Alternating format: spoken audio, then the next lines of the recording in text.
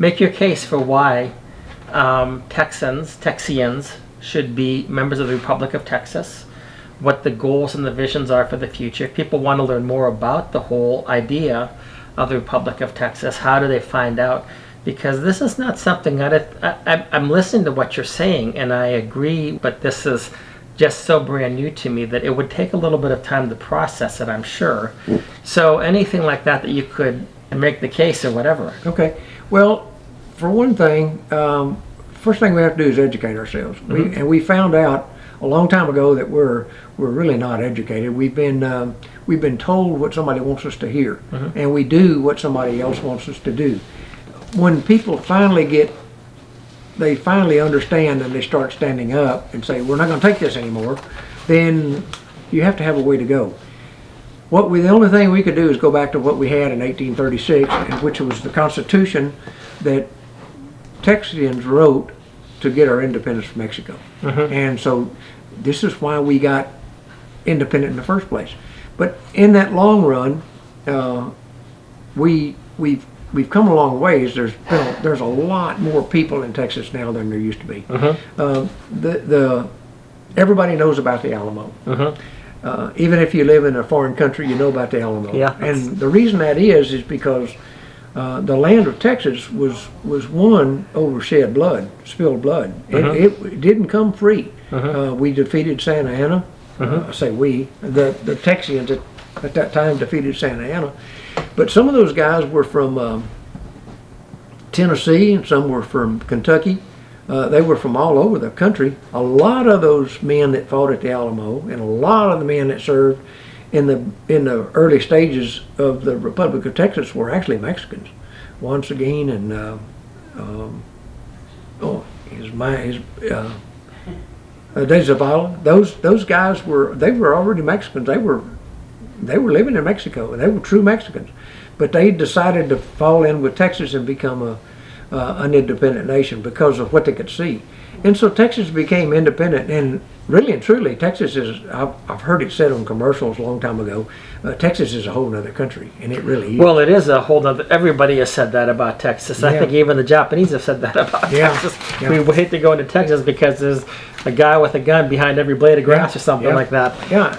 So and everything is because those men stood up and fought for our independence. Yeah. We just needed to be independent. Yeah. Now we're at a place today. There's a lot of things that really alarm me. And one of the things, and we had this little conversation coming up here today, one of the things that really alarms me is the number of farms that are being converted into subdivisions. So it's not going to be long before we're not going to have any place to grow any crops or raise any cattle, and because our nation is filled with people, and so we're going to have a hard time. We need to figure out a way to what to do with that. So it's going to be a challenge. If we all pitch in and go together, we can have things good for us. For every dollar that we send to Washington D.C. to help us to cover our taxes, they send about 20 cents back to us. Right. So we could keep the dollar and do everything we want to do, and we have a lot more, we wouldn't have to tax ourselves as much or whatever.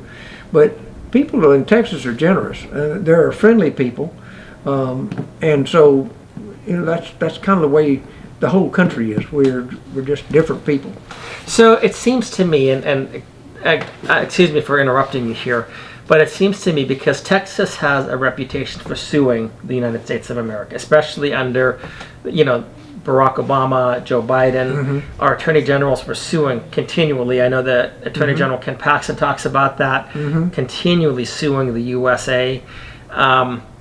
It seems to me like there's part of the Texian spirit within the people in the state of Texas, and that they're fighting back, but they're not fighting back fully armed in a sense. They're fighting back with what they have operating as what you're referring to as the corporation, the state of Texas. Right. But the true Texans would fight back even harder. Or maybe... Well, we have something on our side that they don't have. We have two treaties on our side. The state of Texas doesn't have any treaties. the Republic of Texas has several treaties. Yeah. And that's another thing that shows us that we have the standing. And so, it's kind of like when you finally realize that you have the authority to do certain things that you never knew you had, Right. you're going to take the liberty to do those things. And we want everybody to do that. We want everybody to be free. Yeah. If you want to get married, you don't need a marriage license Right. from the government. Absolutely, to be you married. don't. And nor do you, yeah, and the government, yeah, there's a lot of things. In fact, the reason I got involved with a number of these things is because I saw what was going on in our family courts. And I said, this is ungodly, it's immoral, it's unjust. There should be no jurisdiction given to the government in these areas. The government was not in the bedroom when a child was conceived. That's the government was not the man, was not the woman. The government was not there, and yet they claim ownership of the children. Yeah. And they'll do ungodly and tyrannical things. And then they have the whole doctrine of the state as the parent somehow. Right. And I said, where is this? This to me is a war on the family. It's a war on the people of Texas. It's a war on our progeny. And that's where I started to look at some of this stuff. And again, there's a lot of these things that you're saying that I've had thoughts about this, but I've never had a comprehensive, like, how do you put all of them together? And I think what you talked about with the idea of the corporation is still something that I don't quite grasp. Okay. And I think that the corporation, as I understand it, is probably understanding what all that means is the key to a lot of this stuff. But maybe I'm wrong. Well, no, you're right. You're on the right track. When you understand that you're not a corporation, Right. that you're a living man, Right. then it kind of breaks you out. Up until now, we thought our name was correct on the driver's license. All Yeah. capital letters name. Every time we got something from IRS, Yeah. it's written in all capital letters name. Well, that's me if my name is on it. That's not you. You were never taught that, and it's not proper. It's not no place in the English language. I say it again, only on tombstones and corporations, Right. or all capital letters names. I have said for many, many years that our strongest suit would be to get our court system reestablished, our common law court system. Now, common law, everybody thinks common law is easy, and it's to your advantage. I got news for you. It's not. Common law is not. It's really rough. And one of the things that's bad about common law is there is no appeal. So whatever that jury tells you in a court setting, that's the way it is. There is no appeal. And if they render a death sentence to you, guess what? You're going to die. And I'm not saying that's the way it is, but Right. but there's just no appeal. Whatever the jury says, that's it. Now, I would say that our court system, the courts that right now, I'm going to go out on a limb and say, y'all, I'm going to look straight in the camera and tell you, those court systems are satanic. All of them are satanic. They're nothing but a bunch of devil worshiping and devil everything. It's all satanic. Especially the family courts. Yeah, all the courts. Why judges wear a black robe and Yeah. just all kind of stuff. But I'm going to tell you something.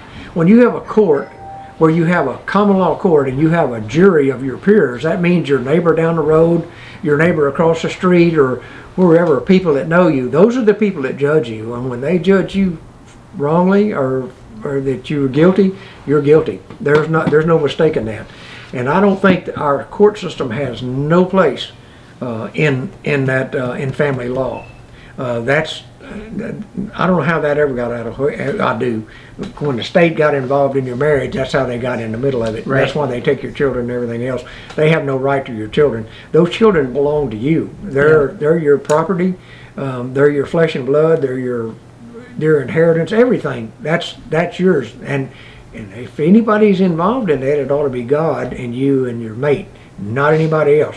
Right. And so it wouldn't be hard to get a bunch of parents to say, okay, you've been whipping that child. Oh my goodness, that's terrible. Bring him in here and let me wear him out a while. You can't believe the whippings I got when I was young, and my folks never went to jail, and the family court never took me away from them, and it's probably a good thing. But they had no place in doing that anyway. My parents had every right to discipline me. That's even in the Bible.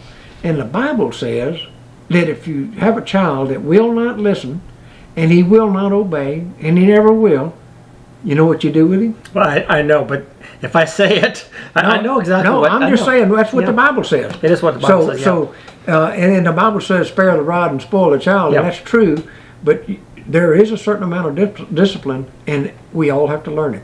Yeah. And so, but I don't think any judge or any jury has any place in anything we do in family law. Yeah, and it's very interesting when you talk about this because, you know, the Bible also says that God disciplines us That's as true. well. That's true. And sometimes his disciplines can be very, very harsh. Yep. But therefore are good. And I'm not saying that. I mean, there may be, you know, there should be, I think, some type of limits because there are people that can take proper discipline way beyond what it should be. And that's where I think that a state should step in to say that this is becoming a form of abuse or something like that. But I also think too that not allowing a parent to spank a child is another form of abuse Well, when you because get- you're not allowing the parent to correct the child and to Right. guide the child. right. But when you get to that severe abuse, Yeah. and a child comes in all blacked up, beat up, and everything else. I grew up in a time when if a child came to school like that, some of the other men They took in the care of community would come in and they'd say, "He better not come to school like that anymore because if he does, we're coming to see you." Yeah, I know. And that would straighten the man out or the mother. My mother was famous for she couldn't whip you very hard, so she'd grab a coat hanger and hold it in the end and strip it out this way. And if you've never had, I've heard about peach limbs and they bad, but if you've ever had a coat hanger, you know what I'm talking about. But you can overdo that. But when that's overdone, it doesn't. It only takes a neighbor or somebody in your church to come and say, "That's a little bit too harsh. Right. We don't want to see that again." And that's where that's enough. Yeah, and that's where, especially, and I'm going to talk about this with regard to the men. Okay. The men need to be the protectors and the providers. The men are supposed to act like men and be strong. That's true. If you read the Old Testament, and they talk about the numbering of the men, it was men that knew how to use weapons, how to go to war, how to defend their country, their families, their people.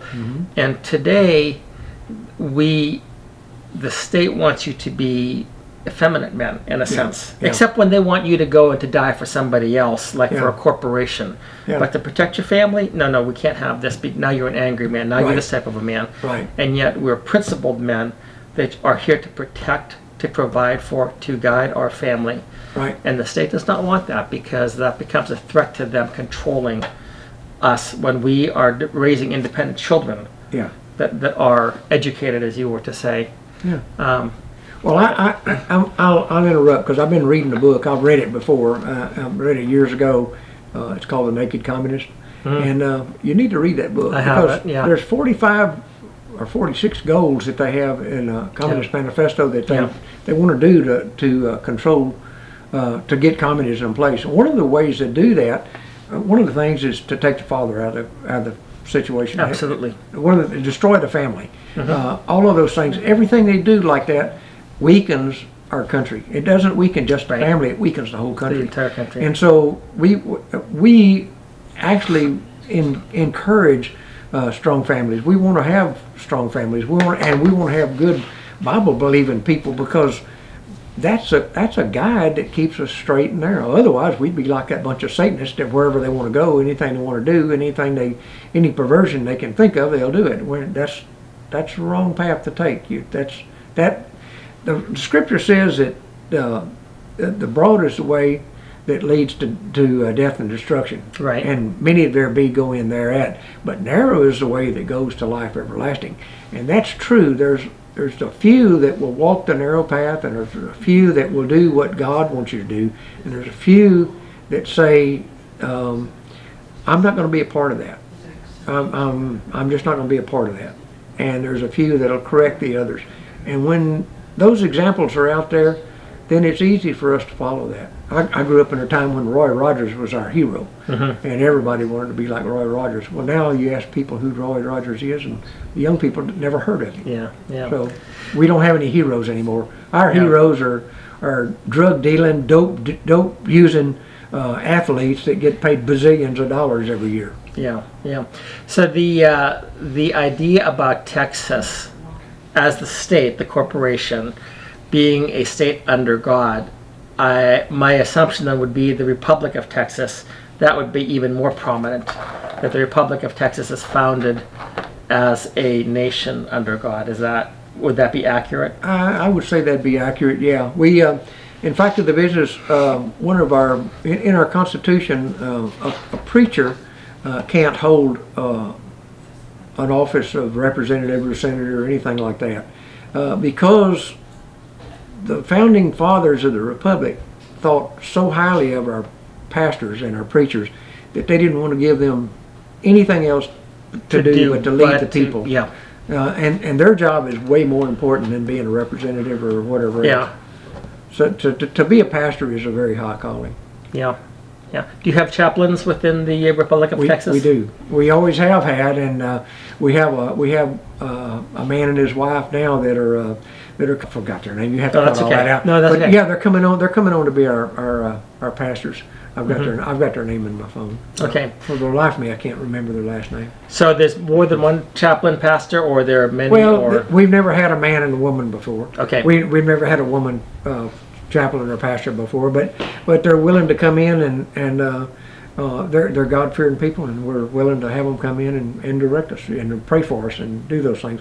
We pray for each other. Right. So you would have the chaplain, then you have the president, vice president. You have Senate members. Yes. And House members both. Yes. How many? Tell me a little bit about those positions and other positions within the government of the Republic of Texas. Okay, we have.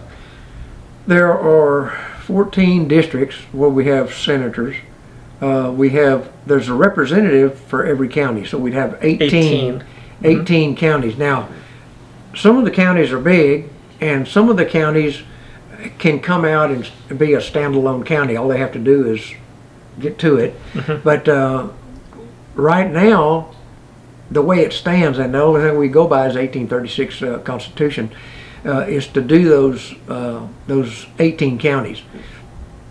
Bear County is big enough that we have 2 representatives for Bear. We have 2 representatives for Robertson.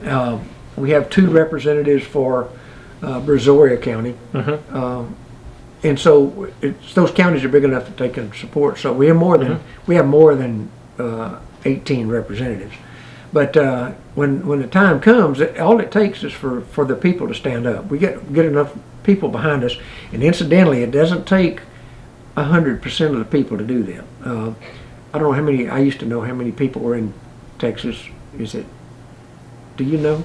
About 32 million or so. Oh, okay, I was thinking it's 27 million, but that's okay. That's a while ago, because we've got the influx coming in too. Yeah. And even what we do have right now, those are based on estimates, I believe, as well. Yeah. Because I've seen the estimates. Well, 10 years out, it's going to be this, and then we have a thing. It's just crossed this figure. Yeah. So for instance, we had 27 million or 32 million. If we had 10% of that, that's more than enough to run the entire nation. That's all it takes to make up their mind whichever way they want to go. And there again, you don't have to be a Texian to live here. But if you're not a Texian, you're going to pay a different tax rate. Things are going to be different for you. So you're going to want to be a Texian if you're here. You're going to try. If you haven't been here a year, you want to get past that year mark so you can become a Texian. Or if you're from another state, you want to be here past 3 years so you can become a Texian and have all the rights and privileges of a Texian. Or if you're coming from another country, you want to be here more than 5 years so you can become a Texian and have all the rights and privileges. It's not that we're trying to whittle out everybody. It's that we don't need everybody to come in and take us over. Right. We want people to come in and to do what's right for us and to help us grow the nation. And that's what it's going to take. It's going to take a lot of people to do that. So what I heard you say, you mentioned taxes. Do Texians pay taxes? Yeah, we all pay taxes. We to pay the corporation or to the Republic? Well, we all have to pay them, otherwise they'll come get you. Right. That's what I wasn't sure when I heard you say that. I thought, well, no, there's no ad valorem tax. And Okay. that's one of the things we pay right now. And of course, I was in business, and they want to come in and they want to tax your table, they want to tax your computer, they want to tax your truck, they want to tax the file cabinet, they want to tax how many reams of paper you got, they want to tax everything. because it takes that to run your business. That's a bunch of hooey. It doesn't. We've already paid tax on that. We've already bought it. It's ours, free and clear. We do whatever we want to, and you don't have to pay that. You don't have to. You should not have to pay ad valorem tax on your house, on your property where you live. That's your homestead. You shouldn't have to pay that. But now if we get to a place where we're having schools, and I think we ought to have schools, everybody should be paying school tax. So the only thing I would say. Wait a minute. What about Okay. your roads? We're going to cover the roads Okay. real quick. So I live in a small place. It's a little small county, and we have dirt roads. In fact, I live on a dirt road. So what happens if my road gets bad? Well, I can do one or two things. I can go out there and fix that road myself, or I can pay a little bit of tax to the county and have the county come kind of maintain it for me. That might even be better because I don't have a maintainer, or I don't. If I had the equipment, I could go take care of it myself, and I wouldn't worry. But you see how that works. If you want bad roads, okay, you can have bad roads. Don't pay any taxes. You've got potholes everywhere. You'll be buying tires and all kind of stuff. It's just as easy to take the money you'd spend on tires you blow out and send to the county and let them fix the potholes as it would be to and have a good road as it would be to keep on driving on a bad road. Yeah. So there are easy ways to do that. And we can ask people. We can ask people for money. Texian people are generous people. They'll volunteer for their fire department. They'll volunteer and give you all kind of stuff. So they would do that. They would volunteer to pay to do that too. So one of the issues I have, in particular with taxes, we get assessed property taxes each year. There's a central appraisal district that tells you what your house is worth, and they tax you on unrealized gains. They tax you every year, and basically it's to meet budgets of schools. For me, in particular, of a school district, of a college, and of a hospital. A school that may teach things that I believe is moral miseducation of our children. Yep. I would like to be able to take that money and put it into a charter school, put it into a Christian school. Correct. Colleges that actually encourage other people, like illegals. I used to work for college, so I know how this stuff works. So you can have illegals in there. They're gonna same thing. It's going to be another extension of the schools. And I'm not saying every school is bad. I'm not saying every college is bad. But there are philosophies that go against my Christian principles. A hospital that is forced to take illegals in, and if people can pay, they can pay. If they can't pay, they don't have to pay, because we have the taxpayers to fund this type of a hospital. Correct. I would like to have my money go to a Christian healthcare center that I know is actually taking care of people, not just what they see in front of them, body, soul, and spirit, ministering to them at the same time.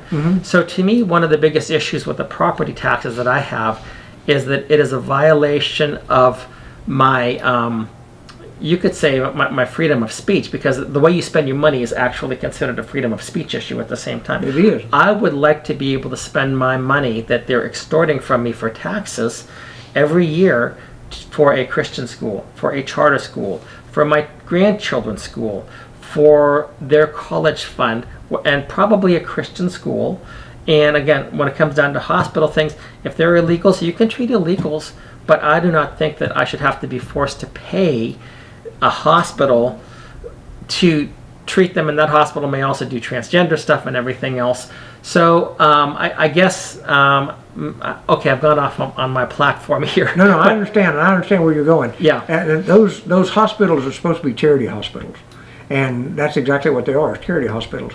But they're making you pay for the charity, and that's the wrong thing to do. And I agree. We ought to have full use of our funds for our schools, our medical provisions, hospitals and clinics, and you want to be a part of that. We can pay our own doctors. We can do all of that. You don't have to be a part of that other system. The problem is this, and this is the way you're caught into that. You send this money to the federal government, and they send a certain amount of money back, Right. and they say, well, now since you got our money back, this is what you have to do. Right. You have to teach that it's okay to be homosexual. You have to teach that it's okay to have transsexual relations, or you can have transgender operations, and we're gonna help you take care of that. Yeah. Because that's part of our, and we can't talk anything bad about people that slur their speech or anything else. You can't talk.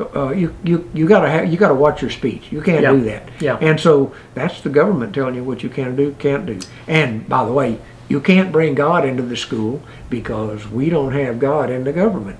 And so there again, they tell you what you can do, and we as good slaves tell them, okay, we'll do that.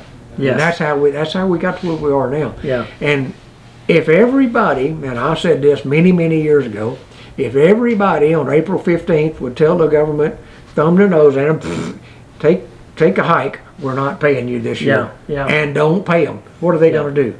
Well, there'd be a little problem. They might could come up with some of that money, but pretty soon they'd have to say, we're not going to run this country without you guys, and maybe we need to reconsider how we're doing this. So maybe we could ask for donations, or maybe we could lower our tax rate, or maybe we could do something different to make you want to get on board. That is the tension between having a government that is adequately funded to work, but it's not stealing all your money and then spending it apart from your permission and everything else, and creating wars that, because war can be a profitable business as well. Have you noticed how many jails are being built? I have, and I've already addressed that with other people too. Okay. And because the issue of jails, fix the family. If you fix the family, or if you stop destroying the family, you will reduce crime. Right. Well, that's a long-term solution. Well, I don't care. Start on a date today. Mm-hmm. Because really what we're doing is, again, these private prisons and stuff like that, they're making money off of the back of our children, our grandchildren, our friends, our neighbors, whatever they may be. And it's because we have had such a broken society for such a long time. We must rebuild that. And what I hear you saying is with the Republic of Texas, that is part of what your goal is to rebuild the family, to strengthen the family, not even have to rebuild the family, to let the family be what it's supposed to be to begin with. Yeah, that's right. The man is the protector. You said it a while ago, and the Bible says that. The man is the protector, the woman is the nurturer of the family, and that's what she's supposed to do. And when the two get their jobs together, everything works good in the family. Yeah. So one of the big issues, and I don't know if you know anything about this or not, because we just, like I said, I was glad that you came up because I wanted to talk with you and everything. Yeah. But one of the big issues that I've addressed completely is the issue of no-fault divorce, unilateral divorce, divorce on demand, divorce for any reason, for no reason. When you marry somebody, biblically speaking, you were married for life. God said, "What God has put together, let no man take apart. Let no man take asunder. Let no judge take asunder. Let no state take asunder." And God hates divorce. Why? Because He wants to see a union of people that create godly offspring. That's right. And yet our state automatically, without exception, 100% of the time, will give a divorce to anybody who wants it. And that's actually comes when you talked about the naked communist. One of I think it was Plank 43 within that, the U.S. Communist Party said that they wanted to make divorce easier. That's right, and they have. And what Lenin has done, that's what he knew. He knew that if you destroyed the family, you could destroy society. And you destroy society, you've destroyed the state, all the structures and everything. And so the idea of the Republic of Texas, as I would understand it, would be the restoration of these things. At this point in time, there's very little left to conserve because so much has been destroyed. We have to restore. We need a revival. We need a reawakening, a restoration. And I see that what I hear you saying is that the Bible, the Republic of Texas would say these are the principles that we should be following, without telling everybody they need to do this or do that religiously. Right. But the principles work regardless. Right. Well, and there again, it goes back to the place where every pot sits on its own bottom. Everybody's responsible for their own actions. Yeah. If you do something you're not supposed to be doing, you need to be held accountable for that. That's true. And there's a saying in Texas, he needed killing, and there's some place for a long time. Texas was a execution capital of the country because you didn't get away with it here. Let me tell you, when I was in Pennsylvania, and I was just like in my early 20s, and they always talked about the death penalty was executed twice in Texas. Against two people within like a week or two. And I remember in Pennsylvania, I was thinking, man, I'd be afraid to live in Texas. No, you wouldn't.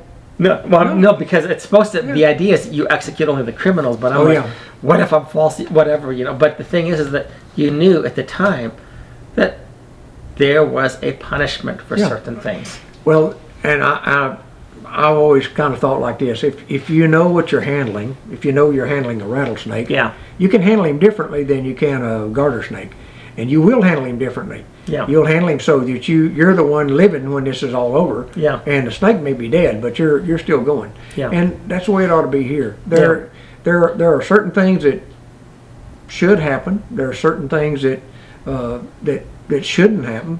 And a man has a right to defend his home and his family.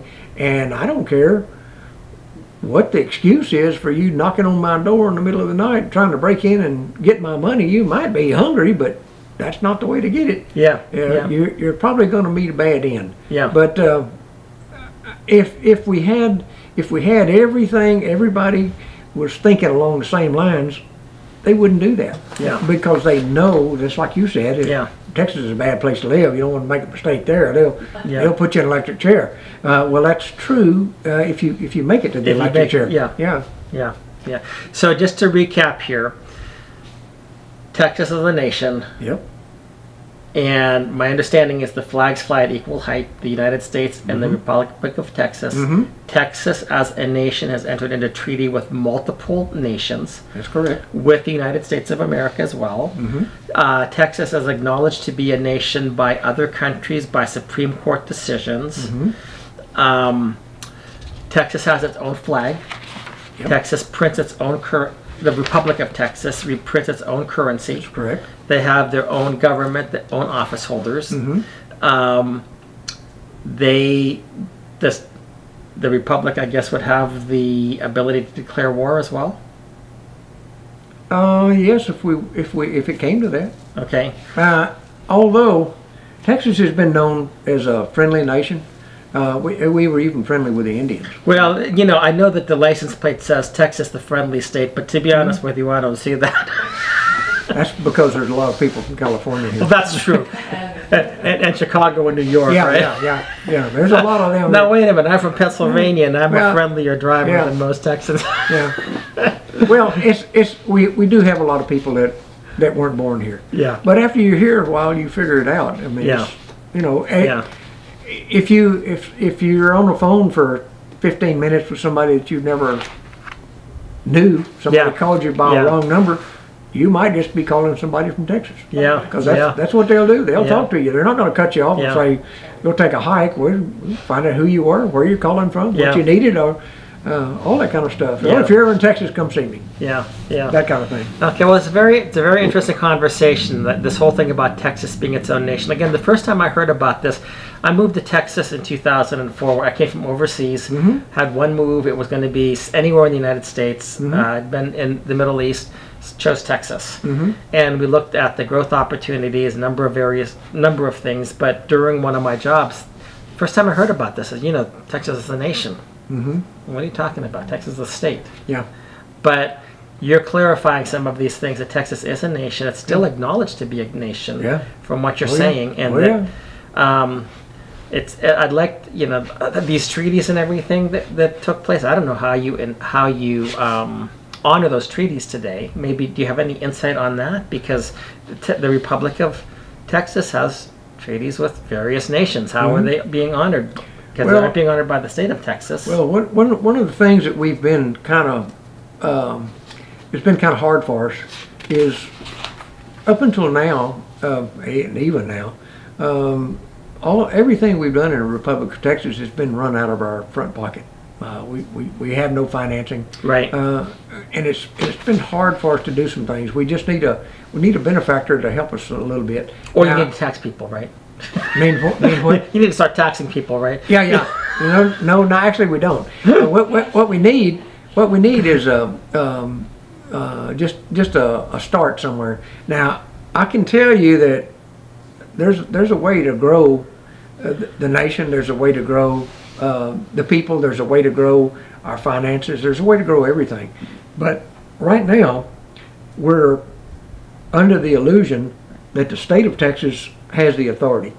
And most people don't realize that the Republic of Texas actually has the authority over the state of Texas and over the United States. We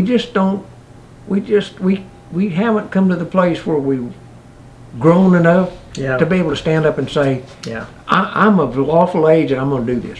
Yeah. And when we get to that place, we can do it. I asked you a while ago about how many people we had in Texas, and you said about 33 million. 32 million? Approximately, yeah, something Well, like that.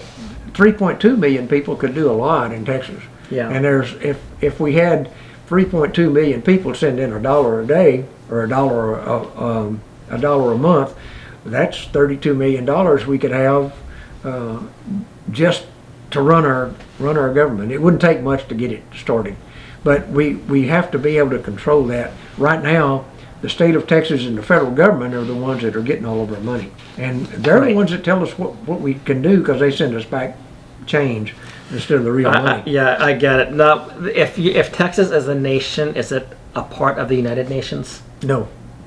Okay, No, that was a pretty strong note. Tell me more about Now, that. well, the United Nations is there for you have to. That's also a treaty or contract that you join that thing, and I don't know what all their contract says or what all their treaty says. I've read some of it.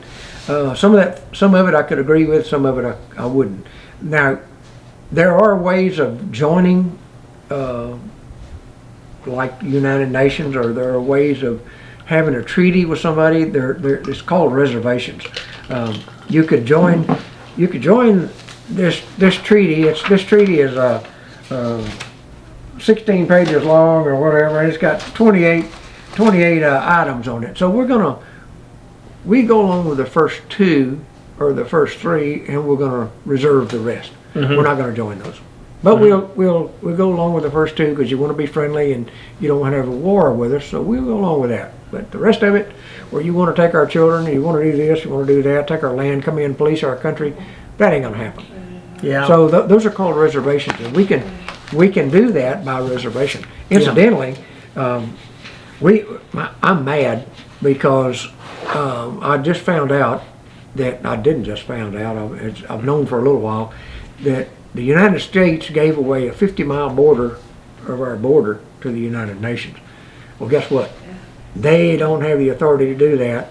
And Ken Paxton, if he's with the state of Texas or my attorney, we need to sue the United States to get that back, because that does not. They don't have the authority to do it, and it doesn't belong to the UN. And some of our land that's being sold to the Chinese and other foreign nationalities, that needs to stop. And they can refund their money or whatever they want to do, but that ain't happening, because I can see it's a very dangerous place where we're in. We're going to lose our land, and it's not going to be ours. So we are going to lose our land. That is correct. I mean, I mean, that's one of the only things that's holding us together today is our land. Right. And that's by Constitution in 1836. It said that land will forever belong to the Texian people. So they can't take it away that way. It can be sold out and be something be done with it later. Who knows what kind of scheme they'll come up with later on. yeah. But But it's kind of hard though, because the old phrase "might makes right." Now we know that might doesn't make right, but at the same time we know that might gives legitimacy, and in the eyes of many people does make right. yeah, And that's I don't subscribe to that. No, I'm not saying and whether I'll you tell do you or don't. Yeah. No, I'll tell you why. Because Yeah. I go back to the time in the Bible where God's only called a handful. Gideon, with Gideon, called 300 instead of 30,000. You know, Yeah. and he doesn't need a great band. All he needs is a few committed people Yeah. on his side. Yeah. And we can do whatever God says do. Yeah. Well, this is very interesting. So, it was very insightful, very informative. Raised probably more questions than it may have answered.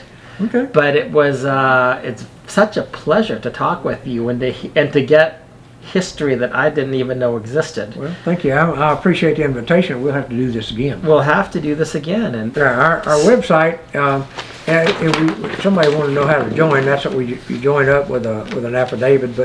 But our website is the Republic of Texas 1836.org. Now, we had some problems. There is another Republic of Texas website out there. We've had some people that decided they didn't want to be part of the Republic of Texas, the 27th Congress, and they went out there calling themselves the Republic of Texas. They're not the legitimate Republic of Texas, and they're saying that we're not legitimate. It's kind of like the pot calling the kettle black. But it's what the Democrats do. when the Democrats are doing something that They accuse you of that they're doing- guilty of, Yeah, I that's know. what they accuse you of. It actually used to be the communists and the Marxists that would do that. Yeah, now it's the and they Democrats have done that. Well, but the thing is, now some of the Republicans do the same thing. So Yeah, it's yeah. like everybody. Yeah. So So it's a tactic we don't want to follow, but Yeah. it's right now until we've got them. We've had a lawsuit against them. One case was dismissed in court because we couldn't get which a time. court? It was I don't know. JP court. It was a JP court because they were so backlogged to be 9 months before they got there. So, we're trying to I mean, get- was it a court of the corporation? Yes, or, and it had to be because what we're dealing with is corporation. Okay. We're dealing with GoDaddy. Yeah, yeah. And we had to deal that way. But in common law court, it could be settled in a day.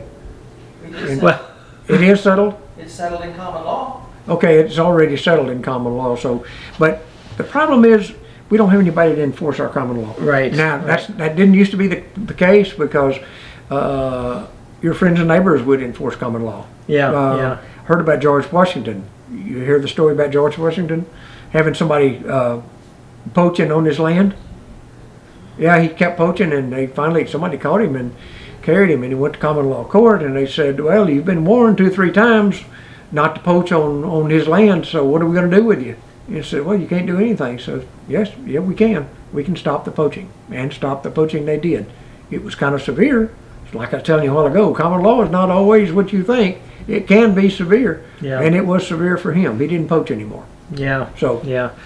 Well, it's kind of like the common law kind of, remember that guy in Singapore that was scratching up cars and Yeah. they caned him? Yeah. You know, he'll do that once. yeah, he won't do that again. He's not a repeat vendor. So Okay. our website again is the Republic of Texas 1836.org. And when do you meet? We meet the second Saturday of every month. We have since, I guess since 1995. Wow. Somewhere way back in there. We've been meeting every time. I started out with the Republic of Texas in either 1998 or 1999. I don't remember which. But I've made nearly every one of those meetings. I've missed a few, not very many, probably on one hand. But I've been to every one of them since then. So where are the meetings held? Various places? Yeah, we hold them in different places. We met for a long time in restaurants because they had big meeting rooms and we could eat and didn't have to go anywhere and hold our meetings. We've met in fact the last one we met at was a big restaurant in Haltom City. Haltom City? Yeah, and it was because it was a big restaurant. It was easy to get to. They served our food. We had an open discussion that morning and kind of for the people. And then after that, after lunch, we had our congressional meeting and we conducted business there. So you have the open meeting first and then you have a congressional session. Well, that's the way it is now. We used to have the congressional session first and then the open meeting, but it threw our meetings way into the night. So we Okay. had to get to a place where we could say, okay, this is it, this is time out, that's all, and we're done. And now, so when we get to our congressional session, we only have we have certain business that takes taken care of, and not only just there, but we have a lot of times we meet twice a month and take care of business on a Zoom call. But that way, it doesn't throw us at midnight getting away. Okay, so what the public town hall, what do you discuss? Everything. We So I discussed. could come to a public town hall and just, Yeah, even though I'm not a member of the Republic of Texas, I could come and then I could discuss at the same time. Yeah. Oh, yeah. It's open. It's It's for open everybody. forum. Yeah. For Okay. everything Okay. and whatever we happen to be talking about that day at our meeting last time was about preparedness. What you need to have to be prepared. And, Okay. Do you videotape these or anything? Do you have? yeah, they are videotaped. Yeah, Okay. they're on our website. You Good. can go back and look them up. So Wonderful, wonderful. Okay. Well, I want an invitation to speak out there then. How's that sound? that's good. Okay. We'll have you. We'll have you. Sounds, We'll have you come. sounds good. Now, then afterwards for the congressional session, how does that work out? Well, Congress meets. We have a lot. Most of the time, we meet in a joint session, Senate and the House of Representatives. For a long, long time, the Senate met in one room or one place, and the House met in another. They took care of their business, and we came together for a joint session, and we did that for many, many years. And when we for a long time we made it Washington on the Brazos. Yeah. And I wouldn't mind going back to Washington on the Brazos if we take it over and it comes the Republic of Texas again, and will give us a place to meet. It's a nice facility.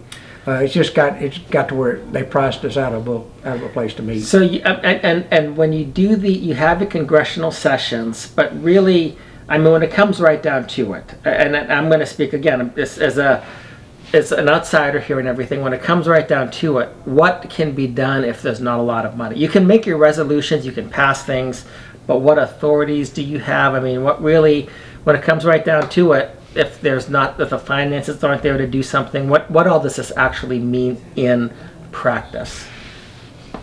Probably the best thing we could ever do, and the reason we need the money and a place, is to have a seat of government. If we have a place we can call our seat of government all the time, that's what we need to do. We have a Secretary of State that's working overtime, recording a lot of our documents and keeping up with that. So actually he needs to have a place to record all his documents and keep all that stuff, and we can run business. The president would have to be living close by. The vice president would have to be close by. The representatives would have to come in periodically, whether we met for a day or 2 days or a week, and take care of business, and then go back to our constituents and take the government back to the people. That's the way it needs to be. And the problem is having that seat of government. Now we've had land donated to us. We've had people donate their time to build a facility. We just didn't have the funds to come up with the raw materials to build it. Yeah. So it kind of makes it a little difficult, but Challenging at the very least. it's challenging. It'll happen one day. We've had a lot of opportunities. We had 2 really good opportunities when I was president. We thought they were going to come through for us. That didn't work out. But be that as it may, it'll come. When we get the right people in the right place, and the right people hear us, then it'll all come. Because there are people out there that will actually just step up and take the lead, and you'll have to hold on to your hat, because they're going to be the wind will be blowing. They're going to go somewhere, and that's the kind of people we need. We need somebody that's ready to go and ready to get it done and knows how to get it done. And I appreciate your time to do this recording, because this will reach a lot of people. Maybe it'll bring the right guys or gals out that we can get things going. Well, it was, like I said, it was a pleasure for me to learn. It was a pleasure for me to find out more about this. Like I said, I knew very little about it. I've heard rumors and everything. Yeah. And you're a wealth of knowledge. I feel like I was in a college class today, so thank you very much. Yeah. Well, we should have been taking notes. There'll be a test afterwards. Yeah. Please, no test. All I know is that there's 18 counties and there's 14 districts. Yeah. I've been paying attention to some of the stuff, but it was very good. Thank you very much. Really appreciate you. everything. Thank you. And thank you so much. All right. Thanks. Okay.